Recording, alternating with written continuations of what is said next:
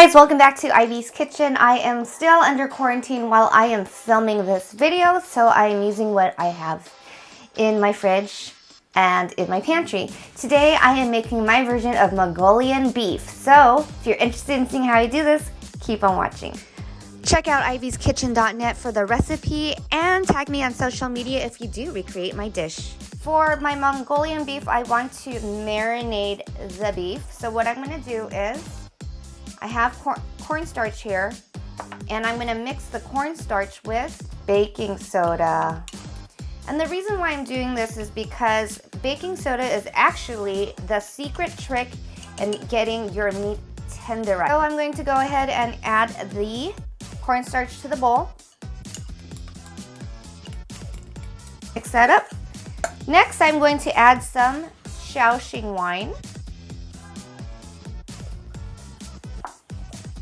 and soy sauce.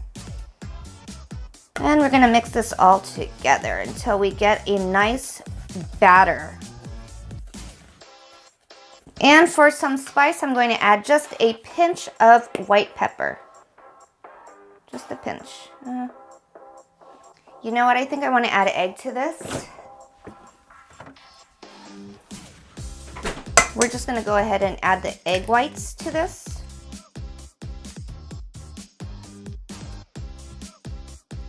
And I'm going to wash my hands.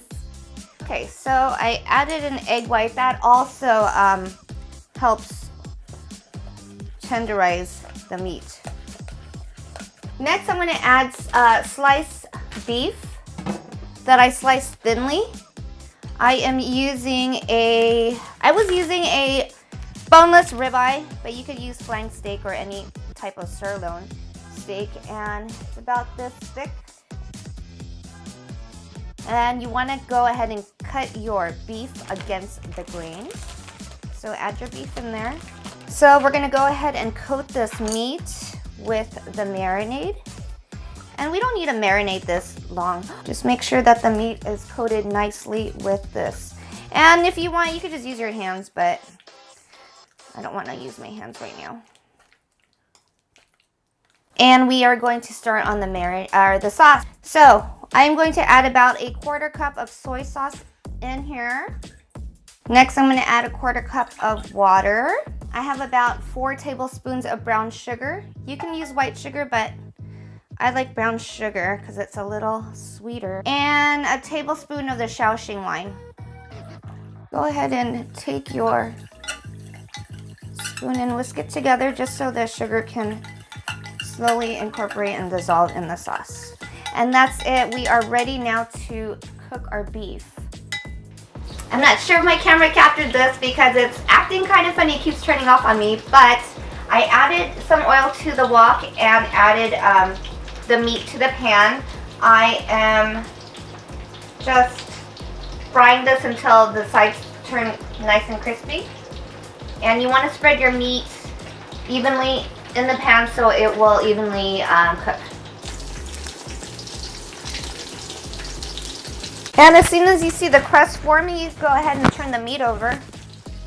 I see a crust forming, so I'm sure if you can see that right here.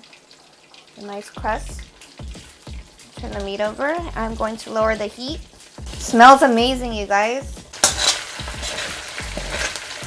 Okay, I see some pink, so I'm going to go ahead and take it out. And I'm just draining it in a plate with a strainer versus putting it on top of paper towels. And make sure you move it around so it's sitting in one layer. We don't want the meat to steam. Alright, so we do have a little bit of excess oil going on in the pan. I'm going to discard that. Okay, so turn on the heat, add some oil. Now you're going to notice a lot of crusty bits on there. Don't get rid of that because that is flavor. Okay. So to this, we're going to add our garlic. And I did cut the garlic up in big chunks because I don't want it to burn. Using my spatula, I'm going to try to scrape off all that flavor. If you need more oil, go ahead and add more oil. And I'm just going to cook the garlic until it's nice and fragrant. So what I'm going to do now is add the green onions. And I slice the ends of the white part of the green onions, which is the ends, in half. And then the top parts I just sliced in about, I don't know, they're about 3 inches long. Go ahead and add that in. Just going to mix this up.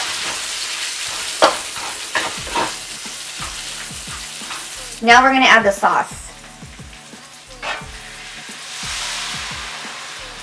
To this sauce, I'm going to add 2 red chili, bird's eye chili. That's optional, but I like my food spicy.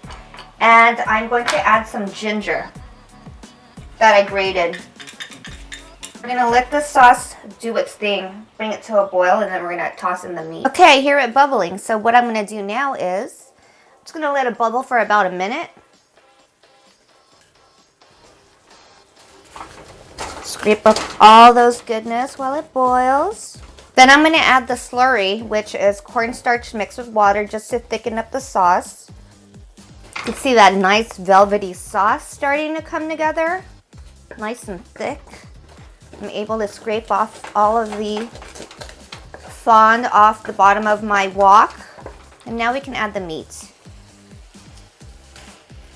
Now I'm going to mix it so that the meat is coated evenly with the sauce. And that is it. Now it is time to taste this, a moment of truth. Here we go. Which piece do I want? Definitely want a small piece, so I'm not stuffing my face on camera. Look at that. Look how juicy that looks. Look how sticky and tender that looks. Now it's time to taste it. Mmm. Wow. I amaze myself sometimes when I just put things together. That is absolutely delicious. This would taste so good with rice, which I have some cooking right there. It smells like Chinese takeout, but it's better than Chinese takeout, that's for sure. Mmm. Mmm. Wow. That is so bomb. Delicious. Oh my gosh, I love it. So good. Anyways, thank you guys for watching Ivy's Kitchen. If you do recreate my recipes, please hashtag Ivy's Kitchen and tag me on social media, as I would love to hear from you guys. And I hope to see you guys on the next video. Until next time, happy cooking. Be safe.